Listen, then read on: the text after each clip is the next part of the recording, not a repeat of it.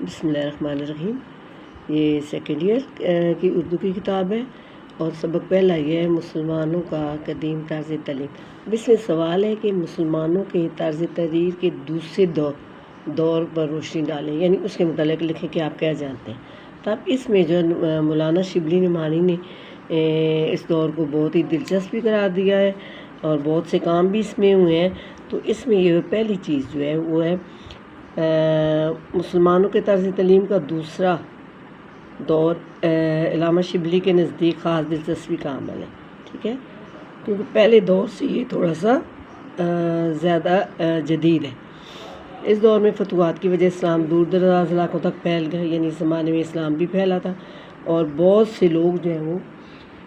مسلمان ہو رہے تھے، بہت سی قومیں جو ہے مسلمان ہو رہی تھی، لیکن جو لوگ مسلمان ہو رہے تھے، نو مسلم تھے، ان کے لیے تعلیم کا کوئی بھی انتظام نہیں تھا، کیونکہ حکومت کی کوئی سرپرستی نہیں تھی اس وقت تعلیم نے، لیکن تعلیم پھر بھی بہت زیادہ عام تھی۔ اب اس میں جو خصوصیات ہیں دوسرے دور میں وہ ہے، اب اس میں ہے کہ اس دور میں علوم و فنون تیزی سے پھیل رہے تھے اور تمام علوم و فنون پر عربی زبان کی چھاپ نمایاں تھی، یعنی عربی زبان میں زیادہ تر جو ہے وہ علم جو ہے وہ پھیل رہا تھا، کام اس میں ہو رہا تھا۔ دوسرے نمبر پہ ہے اس دور میں کوئی قابل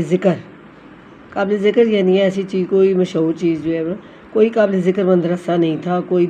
درسگاہ نہیں تھی، لیکن علم کہاں پہ دیا جاتا؟ مسجدوں میں اور خانقاہوں میں تعلیم زور و شور سے جاری تھی۔ یعنی یہ نہیں کہہ رہے تھے کہ کوئی مدرسہ ہو تو وہاں پہ پڑھیں، کوئی ایسی درس و تدریس کی جگہ ہو تو وہاں پہ پڑھیں، بلکہ مسجدوں اور خانقاہوں میں بھی تعلیم جو ہے وہ جاری تھی۔ اس کے بعد تیسرے نمبر ہے بخارا، فارس، مصر، شام اور اندلس، اس کا ایک ایک شہر جو تھا وہ علمی صداؤں سے گونج رہا تھا، یعنی ہر شہر میں یہ جو ممالک ہیں ان کے ہر شہر اور ہر گاؤں میں تعلیم و تدریس کا کام جاری تھا۔ اس کے بعد چوتھے نمبر پہ ہے اس دور میں ہزاروں کی تعداد میں تصانیف لکھی گئی، یعنی کتابیں لکھی گئیں، اور علماء اور طلباء کی تعداد بھی لاکھوں میں تھی۔ اب یہ جو کتابیں لکھی جاتی ہیں اس کا یہ ہے کہ جو عالم لوگ تھے، املا کا عام رواج تھا نا، تو عالم جو لوگ تھے وہ کیا کرتے تھے کہ وہ جو ہے وہ لیکچر دیتے تھے، خطاب کرتے تھے، اور جو ان کے شاگرد ہوتے تھے ان کی باتوں کو وہ تحریر کر لیتے تھے، ٹھیک ہے۔ اب اس میں ہے ہر عالم کے حلقہ میں ہزاروں شاگرد ہوتے اور بڑی علمی مجالس میں 200 امام موجود ہوتے تھے۔ اب ان کا کیا ہے، اس دور میں تعلیم کا مستند طریقہ املا یعنی لیکچر دینا تھا۔ طلباء اساتذہ کا لیکچر جو ہے وہ لکھ لیا کرتے تھے۔ اس طرح ہم امالی کے نام سے ایک کتاب جو ہے وہ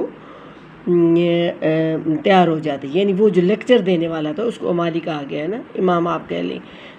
لیں، تعلیم دینے والا، خطبہ دینے والا جو بھی تھا، جو بھی ہوتا تھا، جو استاد ہوتا تھا نا، وہ جو باتیں کرتا تھا اس کے بچے جو ہے وہ شاگرد لکھ لیتے تھے اور پوری ایک کتاب جو ہے وہ